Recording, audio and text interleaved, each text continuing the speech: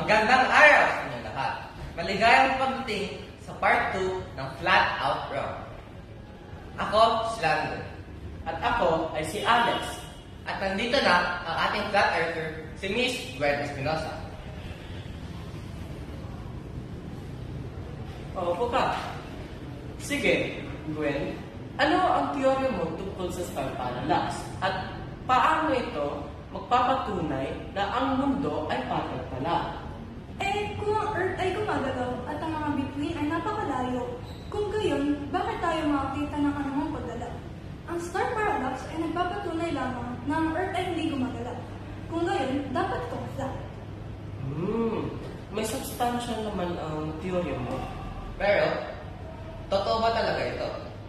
Tune in sa next episode ng Flat Out